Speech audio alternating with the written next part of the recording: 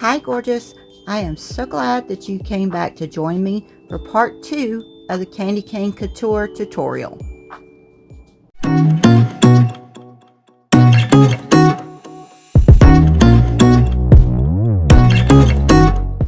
In the last video, we left off with the striped border. So in this video, we're going to pick up with the red and white and we're going to make some candy canes. I'm going to make some actual candy canes that I'm going to use in my design. I want to show you a couple of different ways that you can make your candy cane. This will just be a simple red and white. Doing it by hand, you'll get lots of different designs like this. See, like that one has a lot of red, this one has a lot of white, that one has a lot of white. They're just different, you know, and they're all different thicknesses and different sizes. To make them different, I just took some red and white.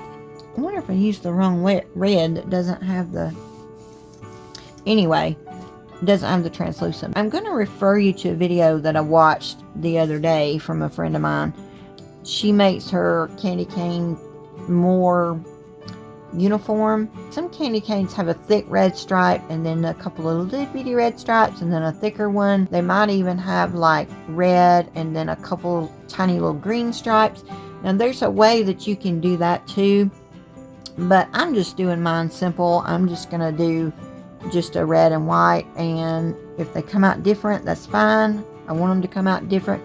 Just took a little bit of red, a little bit of white, did not measure it out. And then I'm gonna start twisting it. Pull it out and twist it. Basically the same as I did for the border. I must have been holding that other red because my red is turning, or my white is turning pink. See how this is, it's different, like, right? It's just the stripes are different. And see, if I wanted a wider stripe, I could even use this part. If you want them even, take your scraps from the border, from the candy cane border that came from the extruded clay, and it's going to be a lot more even that way. Like, here's a little scrap. This is the extruded clay, the ends that I cut off of the border, or like some pieces that were too big, too small, whatever. And if you use this, it's going to be a little bit more even.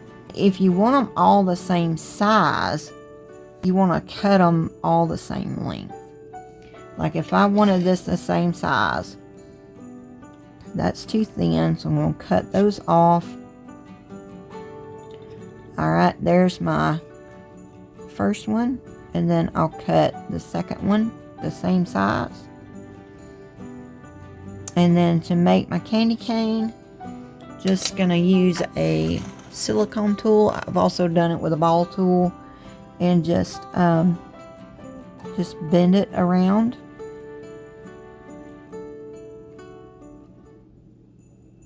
And I'm making these ahead of time because I want these to have a day or two or a few days to sit so that they hold their shape and they don't distort when I'm trying to add them to the design. I think my camera may have been fuzzy while I was making that one. I don't know. I'll try to keep my tool out of the way. Just kind of form it around. They said a ball tool works well too. Okay, so my stripes are not the same, but the size of the candy cane is the same. Pine cones. This is very small work, so I don't know how well I'm going to be able to show you how I did this, but I'm going to try my best. Okay, spoiler alert, this footage came out really dark, but I left it in the video anyway because I'm giving instructions as I'm making the pine cone. I made a short reel for Facebook, and I think you can probably see a little bit better in that video. So if you don't follow me on Facebook, I would love for you to. My profile is Melanie Cape, and my business page is Made by Melly. My profile is where I make reels, I post behind the scenes and things that I'm working on. My Facebook page is where I post my finished jewelry. So if you don't follow me on Facebook, the links to both of those are in the top of my YouTube page. So after you finish this video, you can go to Facebook and watch the pinecone reel. I've got 4 different browns laid out here. This color, the lightest color was out of the pack. The middle color is out of the pack. And the darkest color is out of the pack. I think maybe this is tan, raw sienna, and burnt umber. I'm not sure. But I took these 2 colors, mixed them together to get this one. And then these 2 colors, mixed them together to get this one. So I've got, I said 4, didn't I? I've got 5 different colors here. I've got 4 cutters though. I've got 4 of these little cutters. I'll leave you a link in the description if you don't have any of these. Anytime you're working with these small little tiny cutters like that, you want to make sure that your clay is pressed down and attached really well to your tile, because otherwise your little circles are going to come up and they're going to get all stuck in your cutters. I'm going to start out with the darkest color and my tiniest, the darkest color and my tiniest cutters. I'm going to say, okay, this is cutter number 1 and so on and so forth, and the largest to be number 4. So I'm going to cut 3 circles out of the darkest color with cutter number 1. I'm going to cut a few extra just in case. Cutter number 2, I'm going to cut out the next darkest color. And I don't have a certain number of these to cut out because it depends on the size of the base. So I'm just going to cut out a few. I'd rather cut out more than I need than not enough. The middle color is going to have circles cut with cutter number 2. And then I've got cutter number 3, which I'm going to cut both out of this color. I don't know how many of these I'll need. So I'm just going to cut some out.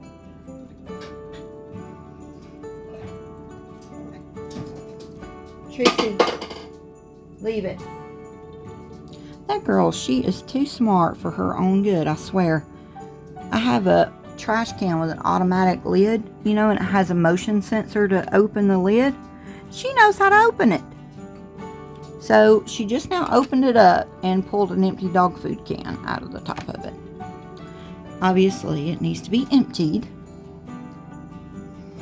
Now the next to the last lightest color,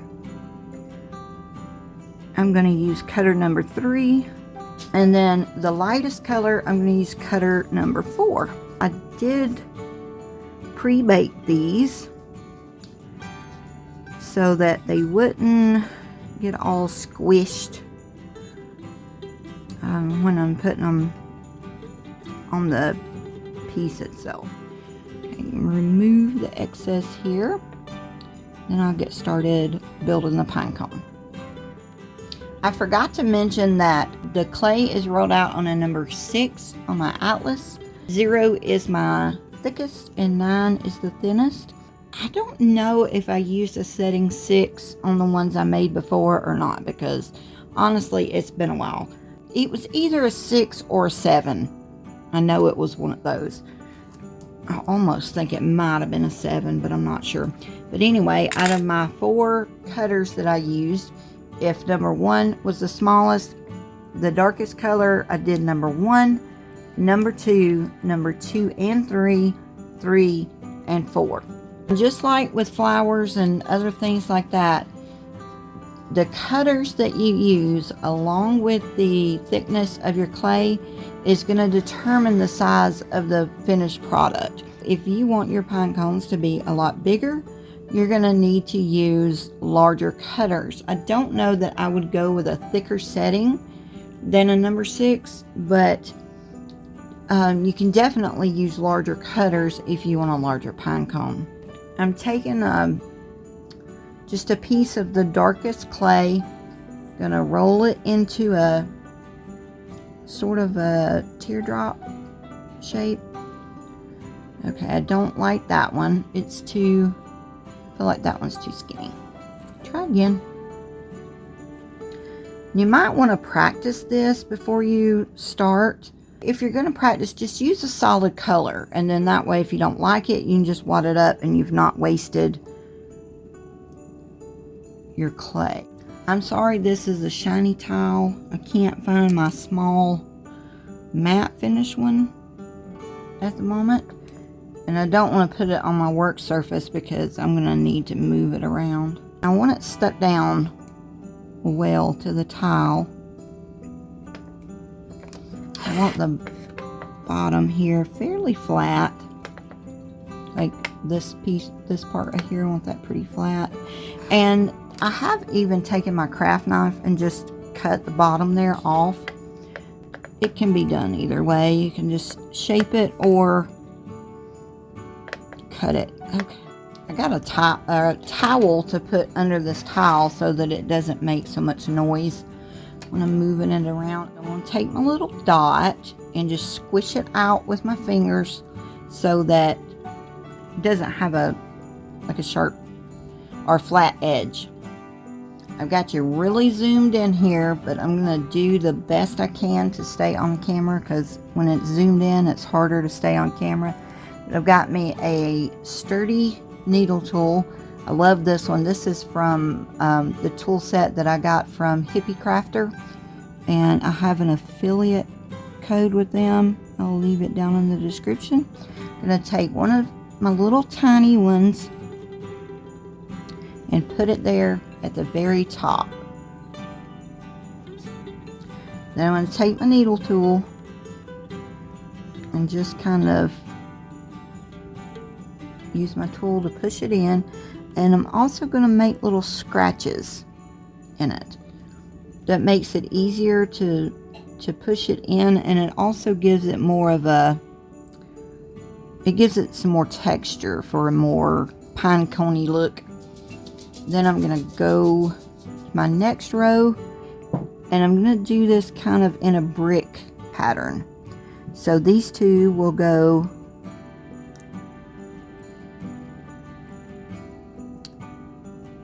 here, they'll meet here.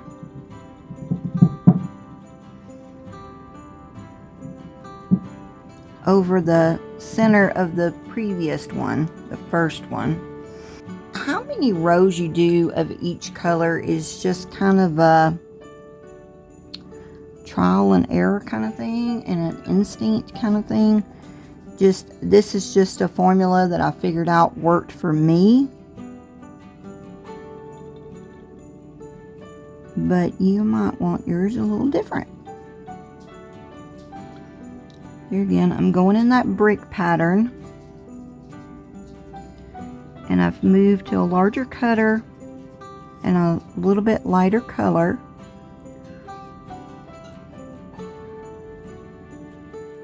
Gonna move on to the next color. Now remember, the next color I had two different sizes of. I've got the same size as what I just used. This child's gonna drive me crazy. She only starts when I start filming. I know I say that all the time, but it's true. Poor baby. She hurt her little leg, and then she had a ear infection. So she's not been feeling the best in the world lately. She's feeling better though, which is why she wants to play. I'm gonna do one row of this color in the smaller, and then one or two rows of this color in the larger. Alright, so first I'm gonna do the same, this is the same size as what I used before.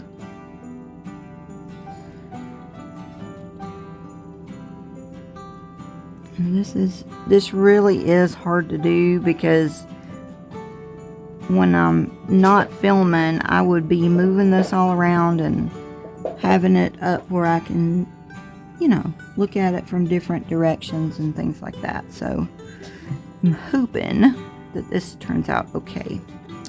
Yeah, I think I'm gonna do one more row in this same size, the smaller size of this color. You can kind of gauge how many rows of the scales that you need in a certain size by looking at how much room you have left. And that sort of thing just kind of comes after you've done a few. And with instinct. Now when I made, you know, a whole tile full of them, I made them lots of different sizes. So I just, once I worked out my formula, like how many rows I wanted of what size and what color, I stuck to that. And then like if it was smaller and I didn't get to the lightest color, then I just didn't get to the lightest color. Let me show you. Like this little one here, see, it doesn't have those lighter color or the lightest color. See, this one is longer, so it has more colors. So once I ran out of room, I just stuck with that formula, and when I ran out of room, I just ran out of room. And I didn't care if they were different. You may just be making 2 of these for a pair of earrings, in which you would want to make them the same, but if you're making a whole bunch of them like I did, I liked having mine varied. So I think this is the larger, yeah, the larger size of that color. So I'm gonna go down a little bit further because I don't want these too close to the previous row since it's a larger size. But I also don't want it like too far away to where you can see, you know, like a little bit of the messiness from the previous row.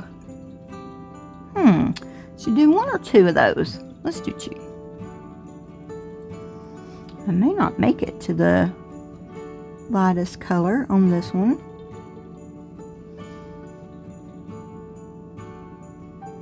And I kind of wish I had used a little bit of a light color of brown and like just kind of took a little on my finger and went over, you know, just lightly brushed over the scales.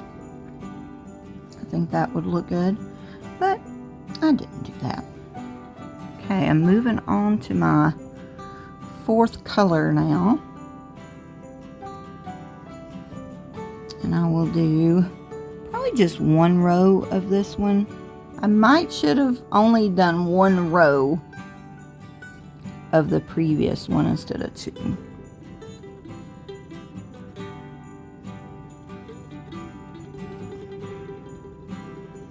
But it's all good. Either way, you can still see what I'm doing, hopefully, and kind of get the idea.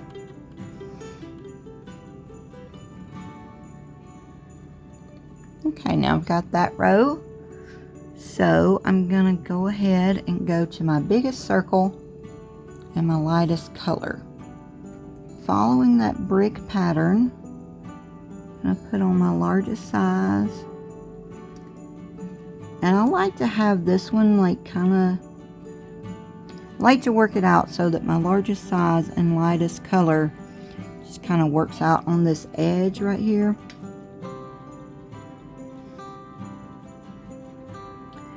Now if you look at a real pine cone, like once you get here and it starts going toward the bottom, like the scales get larger and larger until it gets close to the bottom here, and then they start getting smaller again. And I did try that on one of them, and for some reason I just didn't like the way that it looked. So right here at the bottom, I'm still going to use the same size in this lightest color. Now I'm going onto the bottom here, and I have found out that this works a little better for me if I swap the side of the needle that I'm putting the scales on. Like before, when I picked it up here and put it on that way, right?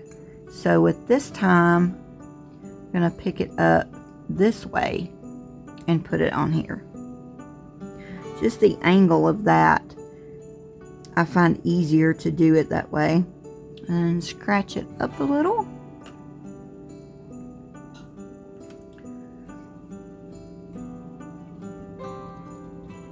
And at this point, if you're going to use it where the base of this will be seen, you can take, you know, like whatever color you want. Probably do the darker color. And put your little stem or whatever on it like that. I didn't do that to mine because it wasn't really going to show on mine, so I didn't worry with that. But obviously it depends on the application that you'll be using this for. So there we go. Alright, let's move on to the next part. I'm just going to be wiping these off with some alcohol to get any oils and things off my fingers, off of the piece. I drilled my holes because it's easier to see where I need to drill them without the distraction of the decorations, and it's also so I don't put stuff right over the hole, because if you drill and there's a lot of 3D work around the hole, it's almost like the jump ring. It kind of gets caught on all of that 3D work. I had that problem with some flower earrings that I made, and it's like the jump ring can't move properly and it gets on my nerves, but they're mine, so that's okay. The first thing that I have to do is decide where I want my designs to go. With this one, I'm not sure if I want it symmetrical or if I want it to kind of come down onto one side. This color I have is very similar to this. I used this color to make this custom mix, so I'm going to get me out a little bit of that so that I have a base of raw clay to work on, make things a little bit easier for me. A little blob of raw clay that I flattened out. That will give me something a little bit more to attach my pieces to. Take a little bit of poly paste and put it through here.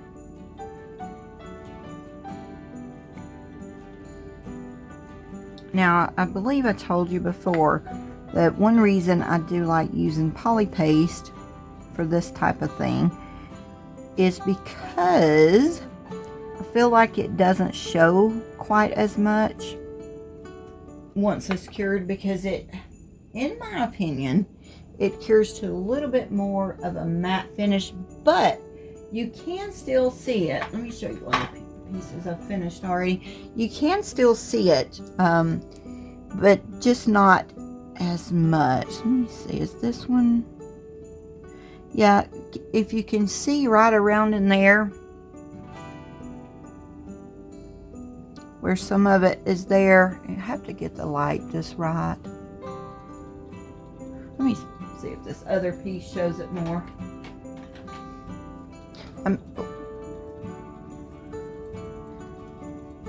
I mean, it does show. I'm not saying that it doesn't show at all.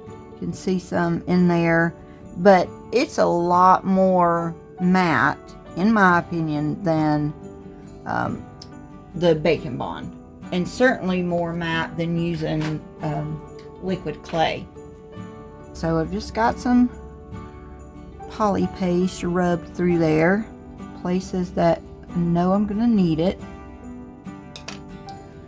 Actually, when I put that on, I was thinking I'm going to do a corner design, but with things like that, you have to be careful because it may not hang straight if you get too much weight on one side. And keeping in mind that my design is going to spread out a little bit. And I'm just going to take and spread this in really well.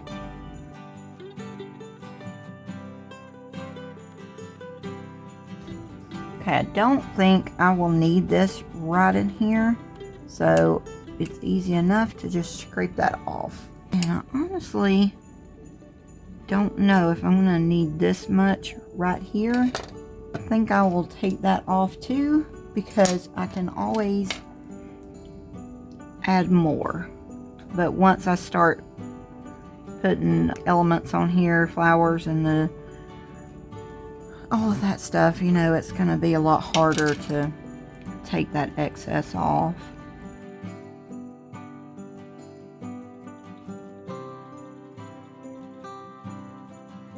Okay, I got that attached. They're not perfectly even, but that's okay. But one thing is, I'm going to work on each earring at a time, like each step I'm going to do on both earrings, because if I try to just do one earring and then go back and do the other, they will never ever come out the same. They're not going to be identical anyway. It's just easier to get them more even and more symmetrical if you go back and forth on each step. So I want to start with my pine needles first. Now, I learned the hard way with that one pair that I showed you. I do not want to do too many pine needles. I don't want to do too many more of these pine branches than I need to do.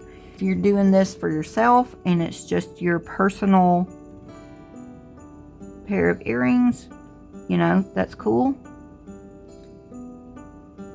But since I am going to sell these, I'm trying to keep my costs down a little bit by not having to take too much time to do these. Then I'm going to try to get these pretty even. That's pretty close. Now I'm going to take some more poly paste, because this comes off from the raw clay that I've already put down. So I'm going to move this just a little bit.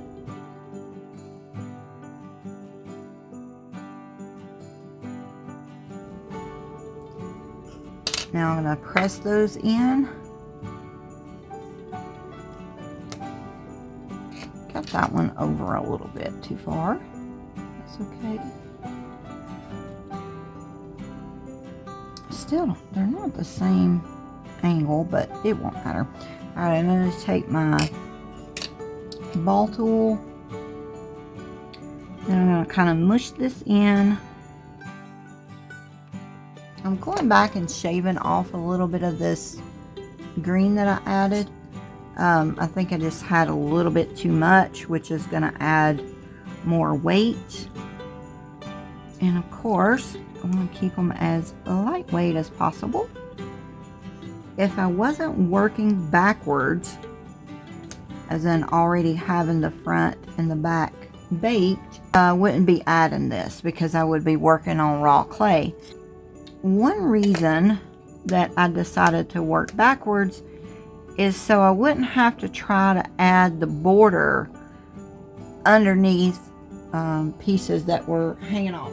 For instance, with this pair, alright, I would have had to try to get the border around these pine needles, up here under the pine cone, under these leaves. It's just harder to put the border under stuff like that. Then I've got this pair, and say the holly leaves, I would have to try and put the border underneath that, underneath these pine leaves. It's just easier to me to work backwards than to try to put a border underneath those elements. Working backwards like this, it's not a requirement for sure. I just like doing that when I'm doing a lot of 3D work, doing a border also. If I was just doing the 3D work, then no, I wouldn't work backwards. I did that on a couple of pairs. Pair that I made for my mom and her friend. I didn't work backwards because I wasn't gonna put a border on there. They didn't want the candy cane border. So I just decorated them right on the raw clay. Now this little branch doesn't want to cooperate. It's alright. He's gonna go where I want it to go one way or another. There we go.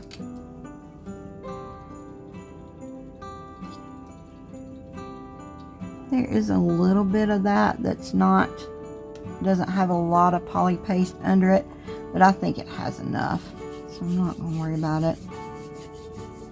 It's got a little bit left over from where I spread it on there the first time.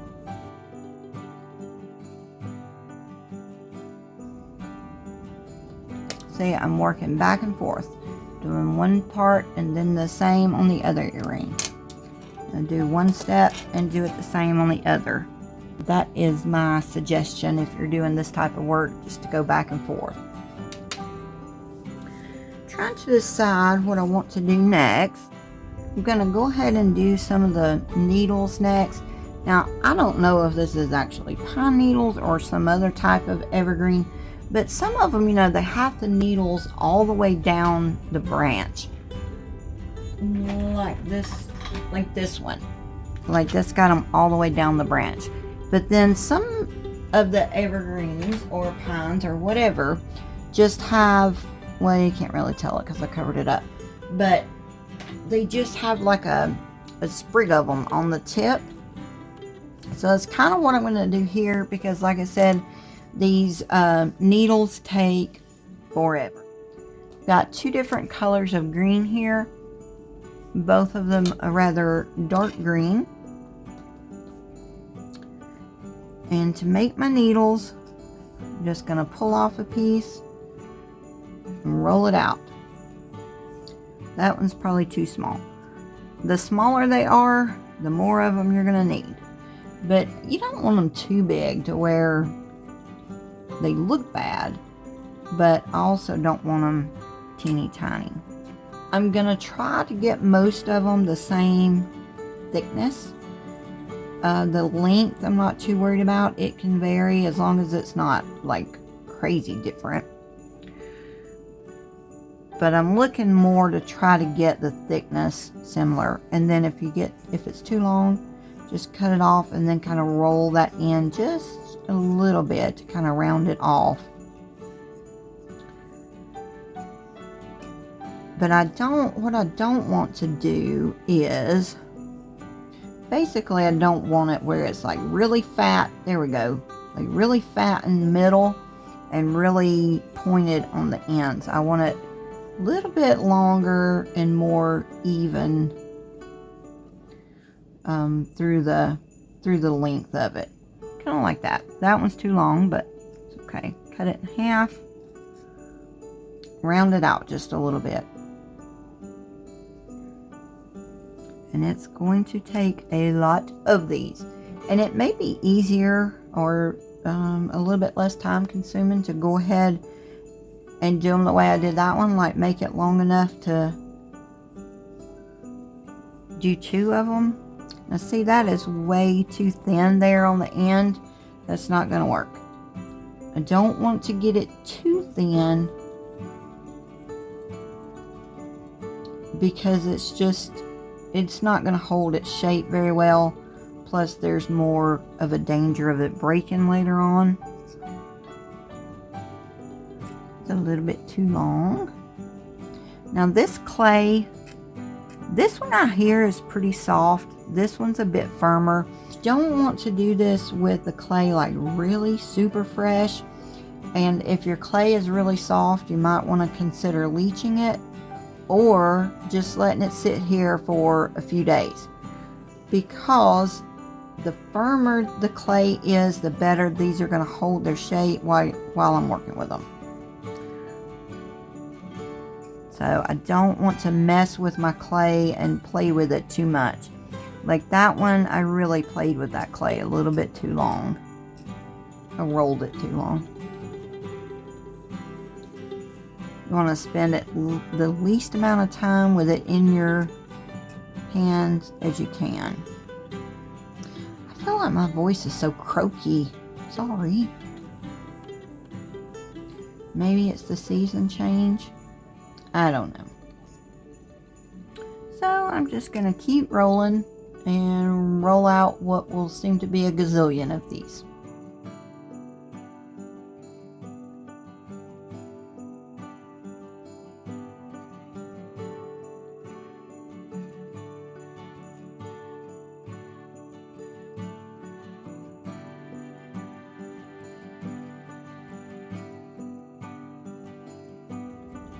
Don't have anywhere near enough of these rolled out, but I'm going to go ahead and show you where to go from here so that I can just kind of turn on my music or my YouTube videos or whatever and just kind of zone out and get in my jam doing these little needles, because it does take a while. I'm going to start out with some little short ones. I'm going to pick out a few little short ones to start out with.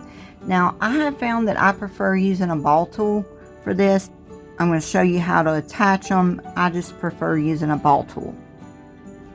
So I'm going to get a couple of short ones. We'll work on this long here, this long branch. Now, I'm not going to put any adhesive there because the needles will be attached to this brown clay that I've already got there. I'm going to get a little cluster of them, of, you know, 3 or 4 or so. I'm not paying attention to the color that I'm picking up, just picking up randomly. I'm more interested in the size than the color right now. Okay, now I've got the end ready, so I'm going to start adding the others. Now you've got to work from the tip back. I'm going to add a few right here on this, kind of in this next row, sort of. And then when I go to blend it in, did you see it pop up? It makes it kind of stand up when you go to blend it in and you put pressure on it. Now that one didn't, but this darker green is a lot softer. And then that covers up where I attached the previous kind of rows. Okay, I've got my pine needles done now. You have to be careful. Like, I want those standing up some, but I don't want them standing up too far, because this is jewelry and it's going to be worn and it's going to get caught in people's hair and it's going to be, you know, maybe tossed around on the dresser and things like that. I mean, I would hope that they wouldn't be, but you never know. I'm using Primo, which is a very strong clay, but still, this is teeny tiny pieces. So you just have to be careful with how far I'm letting them stick up. From here, I just kind of go with the flow and work on the design as I go, and just I honestly just make it up as I go. I think I'm going to start with pine cones. Probably going to put maybe a pine cone right here, possibly one here.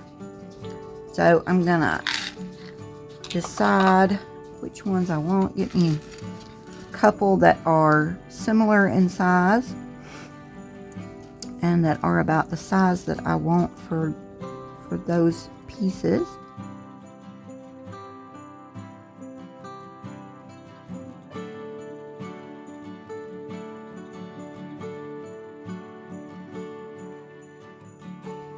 I think those are a good fit. Nice space there. So to get these ready, these are baked already. This is baked already. I'm going to use a thin layer of raw clay on the back of these so that they will adhere better to this. Clay adhesive will not bond 2 pieces of baked clay together, so I'm going to need a piece of raw clay in between. I kind of forgot where I was at because, as usual, my baby distracted me. But I'm going to put a piece of raw clay in between. Now, I've got raw clay here. So I may not, going to need a little bit on this one. But since I have it already on this piece, I really don't know that I'm going to need to add more. The big ones, I'm not. The little ones, I am going to add a little bit. And I'm going to show you how I do that just in case you're making along with me and you might need to put it on yours. I'm going to take a piece of my darkest brown and just squish it out flat. I mean, I could run it through the pasta machine and get it flat, but that's good enough. So I'm going to get that flat. Then I'm going to take my little pine cones and I'm going to put just a little bit of my adhesive on the back. Press it down into the raw clay. Now, since these are already baked, I can put quite a bit of pressure on there and not have to worry about squishing it. I'm going to need a poly paste on the back of these also. So I might as well go ahead and put that on. Let it sit there for a minute and get tacky. Okay, I've got these on here. They've been sitting there for a second. I'm going to take my blade, if I can find it among all of my mess here. And I'm going to just cut around these. And I mean, I'm not cutting in between every little, I mean, these things are tiny. So I'm just getting the majority of it. Because even if there is a little bit that comes out around the pine cone, it's not like anybody's going to be able to tell. That's one reason I use the darkest brown, because it matches the base of the pine cone, which I don't know if I told you or not. That's why I used the dark color for the base, so that you couldn't see in between the scales of the pine cone. Seems like the first one, when I was doing my practice, one of them I did, it seems like I used just like a blend or a light color for the base and then put the scales on, but you could kind of see down in there. So the dark works better. Okie dokie. Now that I have this piece on here, I want to put more poly paste on this layer of clay, because this is still raw. Actually, I think I'm just going to put it on this. It'll be easier than trying to hold that tiny pine cone. Then the big ones, I'm not going to worry about because I've got raw clay here for them.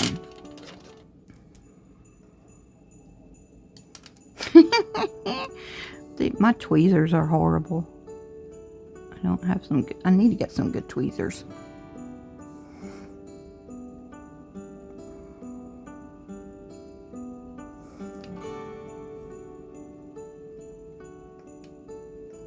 Okay, so now I want to compare these. Make sure they're about even. Yeah, I think that works. So I'm going to press them down into that raw clay. Putting quite a bit of pressure to get it pressed down in there, because like I said before, it's fully cured. I don't have to worry about breaking it. And even if I did break off, I would rather break off 1 or 2 scales, which I haven't yet, but I would rather break off a scale or 2 because it wouldn't really be noticeable, I don't think. But I would rather do that than have the whole pine cone come off because it wasn't pressed in well. Does that make sense? Okay. I think that'll work. Right about there. Now I did get a little bit too much poly paste on there, so I'm going to try to clean some of that up. And if I need to sort the pine needles to get them, you know, more where I want them. You can take a silicone tool and move them around. Actually, the ideal thing would be to let them sit there for a day or so before you attach it to the piece, and then that'll make them firmer so they're easier to work with and you don't have to worry about misshapen them. Now from here, I've just got to figure out what I want to put on here. I try to keep my tutorials under an hour because I know that you are busy and you may not have time to sit down and watch a really long tutorial. So our time is up, but I'd love for you to come back and watch part 3, and I will pick up where I left off. Thank you so much for watching, and don't forget to like, share, comment, subscribe, and turn on the notification bell. Okay, thanks. Bye.